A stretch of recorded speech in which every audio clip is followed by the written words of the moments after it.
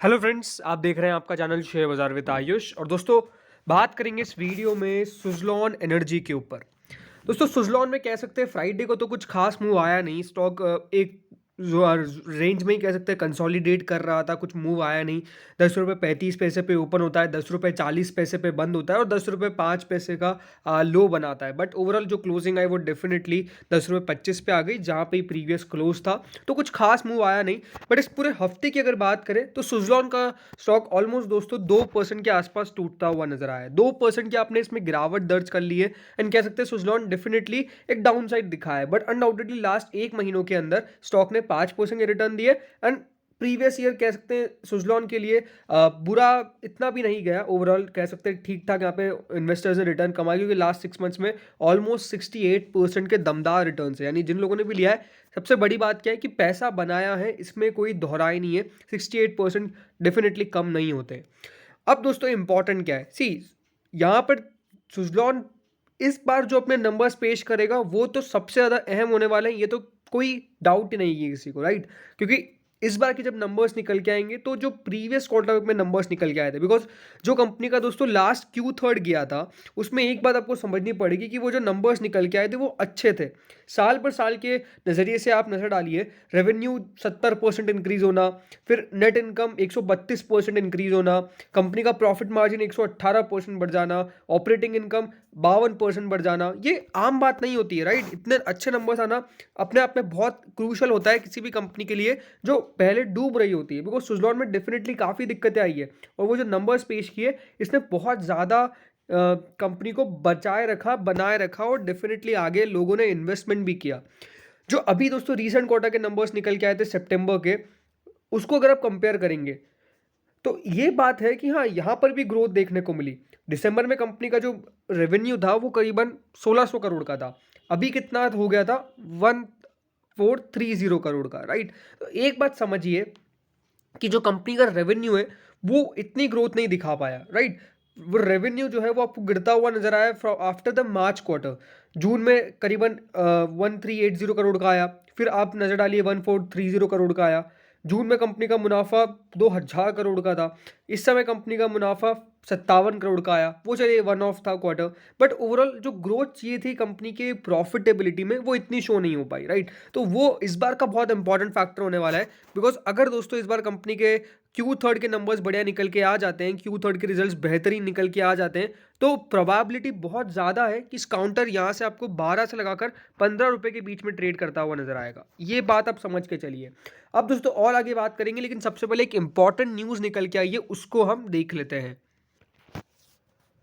तो फ्रेंड्स, सबसे पहली बात समझिए, जो सुज़लॉन है वो डेफिनेटली यहाँ पर जो अप्रूवल चाहिए था कंपनी को, वो शेयर होल्डर्स से अप्रूवल मिल चुका है।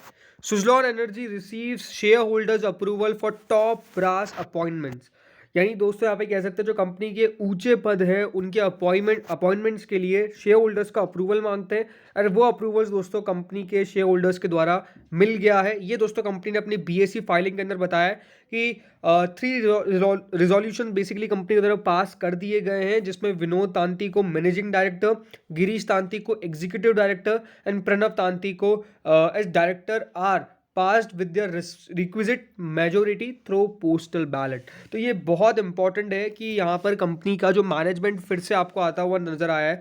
और बेसिकली जो तीनों रिजोल्यूशंस पास हुए हैं, इसमें जो मेन नाम है वो है Vinod R Tanti, Girish R Tanti and Pranav T Tanti. इन तीनों को दोस्तों कंपनी के बड़े पदों पर अप्रूवल मिल चुका है by the share holders. And definitely देखिए, तांती फैमिली के द्वारा ही ऑपरेट किया जाता है पूरा सुज़लॉन, बट अपने आप में ये बहुत इंपॉर्टेंट है कि जिस प्रकार से अब वो करे ये बढ़िया रहे, राइट। क्योंकि पहले अनडाउटेडली दोस्तों इसको कोई नहीं नकार सकता कि मिस्टेक्स हुई है, बट अगेन वापस से यहाँ पर जो पूरा चेंज हो रहा है, because after the sad demise of chairman and managing director Tulsi Tanti sir, उनका जो अक्टूबर 1 2022 को निधन हो गया था। बट इम्पॉर्टेंट क्या है कि उसके बाद से जो कंपनी है वो डेफिनेटली अपने लगातार जो काम है वो तो करती आई है, बट ये है कि अब यहाँ से जो Vinod Tanti sir whole time and director and chief operating officer of the company हुए हैं, यहाँ से क्या चेंज आता है वो समझना पड़ेगा, बिकॉज इनका 3 साल का टर्म है। अब 3 साल के टर्म के अंदर किस प्रकार से वो काम करते हैं, September 30, 2025 तक उनके पास यहाँ पे अपना टर्म है, तो वो उस 3 साल के टर्म के अंदर कितना चेंज आता है वो बहुत इंपॉर्टेंट होने वाला है। बिकॉज ज़रूर यहाँ पर इसमें कोई डाउट नहीं है, सरकार का ध्यान है विंड एनर्जी के ऊपर, और जो विंड एनर्जी वो कर रहे हैं ये भी अपने आप में बहुत इंपॉर्टेंट है। लगातार दोस्तों अगर यहाँ पर फोकस में रहता है ये विंड एनर्जी, तो कितने प्रोजेक्ट्स मिलते हैं, बिकॉज पहले भी आपने प्रीवियसली क्या देखा है कि कंपनी को अडानी ग्रुप से मिल रहे थे प्रोजेक्ट्स। तो लगातार अगर ऑर्डर्स आते रहे तो इस बार का ऑर्डर बुक हो सकता है कि कंपनी की बढ़िया निकल के आए, बिकॉज काफ़ी ऑर्डर्स कंपनी के हाथ में आए हैं। तो ये अगर ऑर्डर्स लगातार आते रहते हैं एंड डेफिनेटली देखिए पोटेंशियल है, इसको कोई दोहरा नहीं सकता या फिर कोई भी देखिए नकार नहीं सकता कि इस बिजनेस के अंदर पोटेंशियल नहीं है।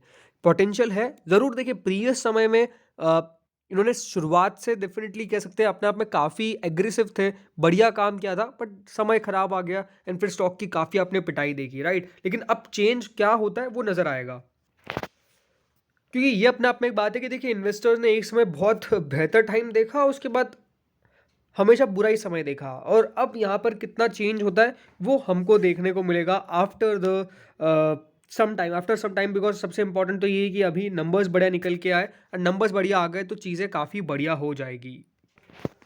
अब दोस्तों सुज़लॉन का आप चार्ट देखिए, ये बात आपको साफ साफ समझ में आएगी कि देखिए नीचे में ये एक सपोर्ट है जहां से स्टॉक ने काफ़ी बार अपने आप को बचाया है, बिकॉज ये अपना ये जो लेवल था पहले रेजिस्टेंस था, उसके बाद स्टॉक यहाँ से फिर देखिए ऊपर जाता गया, राइट। तो ये स्टॉक के लिए बहुत क्रूशियल लेवल था। लेकिन अब रेजिस्टेंस की बात समझिए, हुआ क्या था आखिरी बार कि दोस्तों जब स्टॉक चला तो फिर रेजिस्टेंस आया था इधर के लेवल्स के आसपास, ठीक है। लास्ट टाइम यहाँ पे देखिए यहाँ से स्टॉक जो गिरना चालू किया, यहाँ से स्टॉक में देखिए कह सकते हैं एक रेजिस्टेंस फेस हुआ, ये रेजिस्टेंस क्रॉस नहीं हुआ, लेकिन उसके बाद स्टॉक ने डेफिनेटली जब मूव किया तो अपने आप में देखिए वो बेहतर मूव करने की पूरी कोशिश किया। लेकिन अब वापस से हुआ क्या, स्टॉक में यहाँ पर ही रेजिस्टेंस फिर से आ गया। तो आप समझिए कि ये वाला जो लेवल है 10.75 का, एग्जैक्टली 10.75 का दोस्तों जो लेवल है वो अपने आप में बहुत क्रूशल है। बिकॉज अगर ये लेवल क्रॉस हो जाता है तो आप मान के चलिए स्टॉक के अंदर आप तेज़ी देख लेंगे, बट अगर ये लेवल क्रॉस नहीं होता है तो फिर यहाँ पर ज़रूर गिरावट आएगी। बिकॉज लास्ट टाइम जब क्रॉस हुआ था तो आपने बड़ी तेज़ी ज़रूर देखी, बट उसके बाद स्टॉक फिर नीचे आ गया। तो ऊपर में एक और रेजिस्टेंस निकल के आ जाता है, और रेजिस्टेंस अगर एग्जैक्टली आपको बताऊं जिन लेवल्स के आसपास बन जाता है वो है दोस्तों करीबन इस लेवल के आसपास। ये वाला जो लेवल है दोस्तों ये अपने आप में एक बहुत क्रूशियल लेवल है, बिकॉज ये लेवल अपने आप में एक बहुत बड़ा रेजिस्टेंस है और इन लेवल्स के आसपास स्टॉक अटकता है। लास्ट टाइम देखिए यहाँ पर स्टॉक ने एक बढ़िया तेज़ी दिखा के गिरावट दिखाई, लेकिन वो लेवल्स को स्टॉक ने यहाँ पर आगे बढ़ा लिया। तो अपने आप में कुछ लेवल्स हैं जहाँ पे स्टॉक लगातार कंसोलिडेट कर रहा है, बट वो लेवल्स अगर दोस्तों निकल जाते हैं तो फिर तेज़ी हो जाएगी। अभी तो ये बात ही ध्यान रखिए कि 12 रुपये 15 पैसे का एक रेजिस्टेंस निकल के आता है ऊपर में, वो बहुत ऊपर का लेवल है, बट सबसे क्लोज जो है वो 10.75 का है। 10.75 का लेवल एक बार क्रॉस हुआ तो अपने आप में तेजी आएगी। नीचे में अगर सपोर्ट की मैं बात करता हूं तो सपोर्ट करीबन 9.75 10.20 जो भी करंट लेवल है उससे नीचे में 9.75 का एक सपोर्ट है, जहां पे स्टॉक जरूर यहाँ पे थोड़ा सा बचाव कर सकता है, सपोर्ट ले सकता है। उसके अलावा एज सच बहुत दिक्कत नहीं है। ओवरऑल मैं तो आपको यही कहूँगा कि बने रहिए सुज़लॉन के अंदर अगर आपका लॉन्ग टर्म का प्लान है। शॉर्ट टर्म का डेफिनेटली कहानी अभी समझ नहीं आएगी, बिकॉज नंबर्स जब तक दोस्तों लगातार कह सकते हैं बढ़िया नहीं आते, यानी एक नंबर्स में स्टेबिलिटी हो, लगातार कंपनी का मुनाफा आए, वो स्टेबिलिटी हो, वो स्टेबिलिटी आएगी तब जाकर ही आपको मैं कहूँगा कि हाँ यहाँ पर चीज़ें सुधर भी सकती है शॉर्ट टर्म में। बट अभी तो थोड़ा सा अगर आपने शेयर्स ले रखे हैं ऑलरेडी और हायर प्राइस पे ले रखे तो फिर वेट करिए। अभी बहुत कुछ बिगड़ने वाली स्थिति में तो नहीं लगता है, बट यही है कि हाँ कुछ हो गया अगर जिसमें आगे नंबर्स कंपनी अगर पेश कर देती है, ऑर्डर्स लगातार मिलते हैं तो फिर डेफिनेटली कोई दिक्कत वाली बात नहीं है। तो फ्रेंड्स इस वीडियो में इतना ही था। होप सो वीडियो बढ़िया लगा होगा, अगर लगा तो लाइक कर देना, चैनल से पहली बार जुड़ो सब्सक्राइब कर देना। Thank you friends watching this video.